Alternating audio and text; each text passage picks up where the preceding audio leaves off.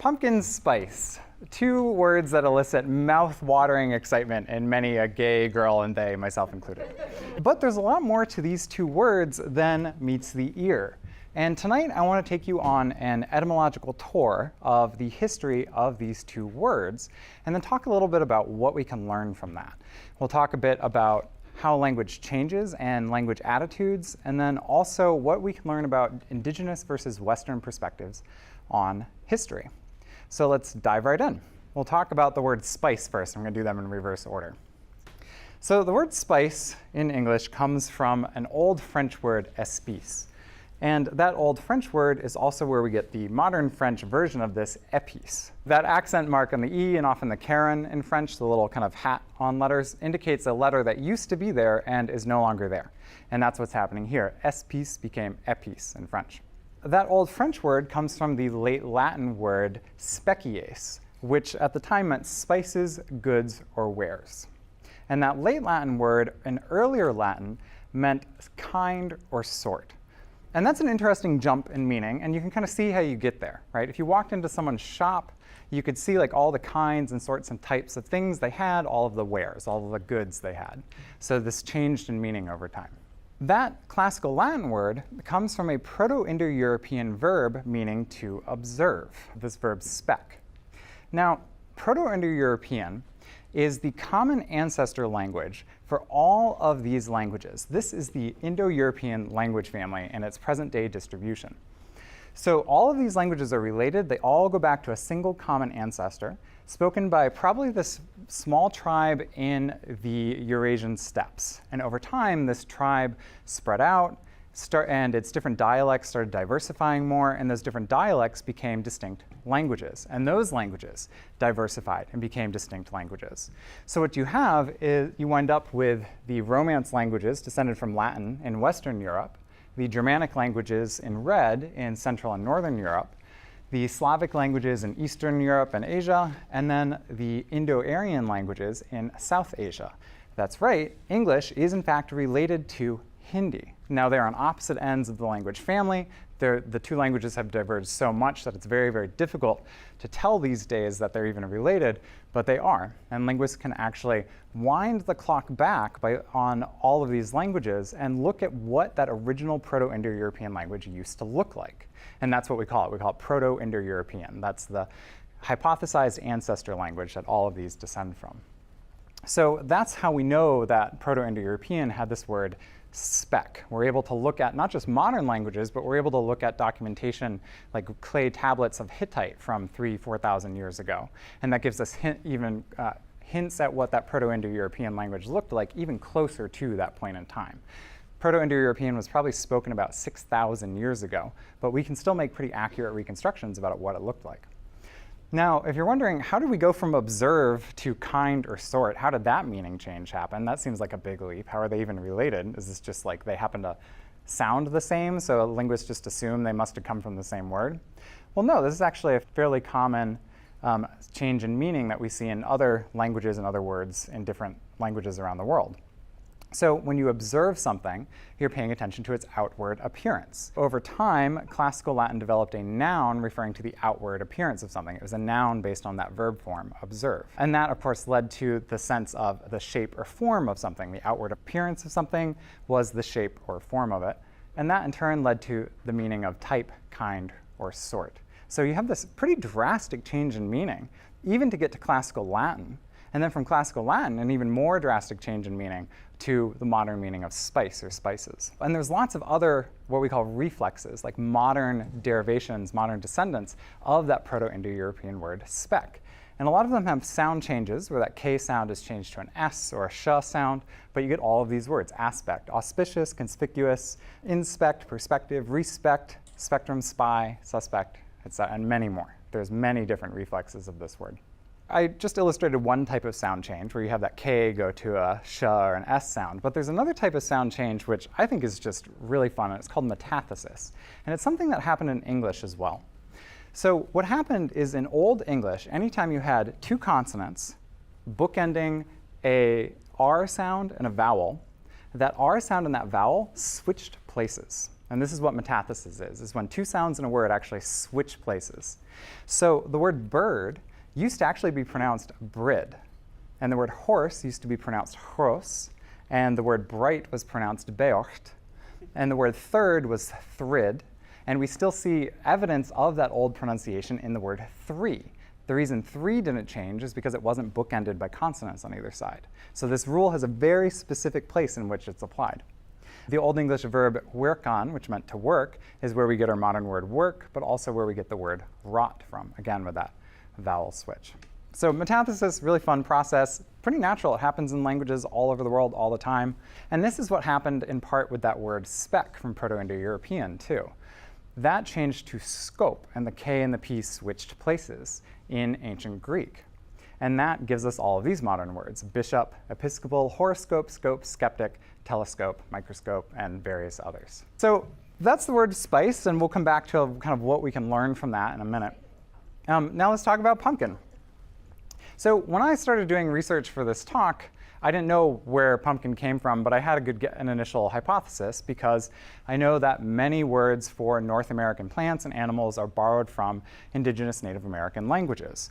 I also know that the languages on the eastern coast of North America that were first encountered by the English and French settlers were the Algonquian languages. I knew that they borrowed a lot of other words like squash. And then I also knew about this man, Tisquantum, who is in English often called Squanto.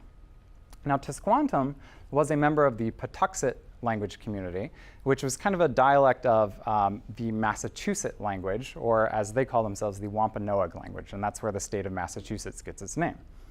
Now, Tisquantum was captured by English fishers off the coast of New England, and he was taken to Spain and sold into slavery. During that process, he learned how to speak English and Spanish. He eventually escaped from slavery and made his way back to New England with some of the other fishers coming to New England. And when he got back to New England, he discovered that his village, Patuxet, was gone. Everyone had died.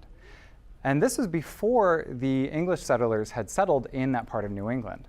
What had happened is that Jamestown had been settled in 1607, and the diseases from Jamestown and so that's in Virginia, had spread all the way up the eastern seaboard to New England and decimated his village of Patuxet. So he gets back, everyone he knew was dead and gone. And he kind of kept hanging out in the area.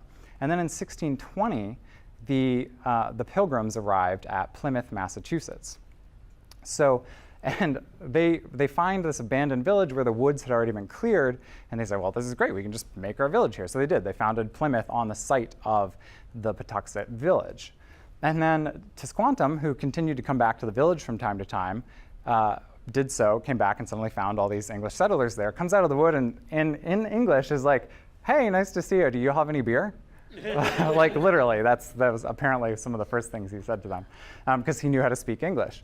And so he very quickly taught the Pilgrims how to plant corn, pumpkin, and squash, and so presumably gave those names to the Pilgrims as well, and borrowed those words for those things. So that's what I knew going into this, thinking like, well, obviously, the word pumpkin was probably gotten from Tisquantum. And the word squash is borrowed from Narragansett, Massachusetts. Various other words were borrowed. All of these, caribou, moose, possum, pecan, raccoon, skunk, squash, toboggan, and woodchuck are all borrowed from North American languages, most of them Algonquian languages.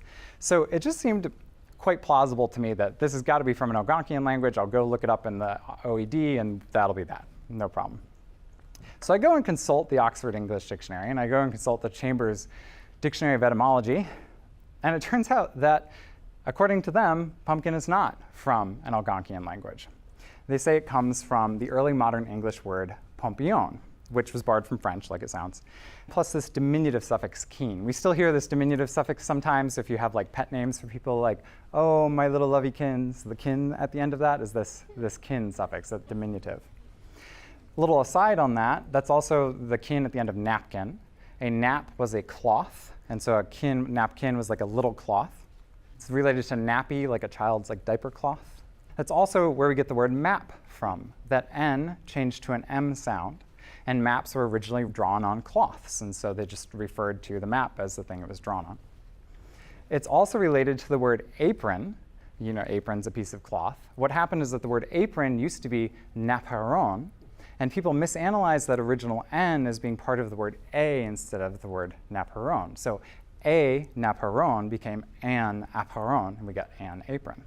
Same thing happened with the word adder, snake. So it used to be natter, and then it became an adder. So that's a quick little aside on Keen. It's not directly relevant, but it's super interesting. I love this. So that was the theory, is that this word comes from Pompillon plus Keen. And that comes from the French Pompillon, which meant, meant melon, if I didn't say that. From the Latin, which also meant melon. And from the Greek word pepon, which they think originally meant to be ripe or cooked, which comes from the Proto-Indo-European word to cook or ripen. So if you look at the kind of canonical sources, that's what they tell you. But the other theory is that it comes from Wampanoag, or Massachusetts. And as I talked about before, the Wampanoag language is the one spoken right around Plymouth, Massachusetts, where the Pilgrims landed in 1620. And again, we also know that there were lots of other words that were borrowed directly, not just from the Wampanoag language in general, but from the specific dialects in that region. So it'd be very surprising if pumpkin didn't come from this dialect as well. And it turns out the Wampanoag know this.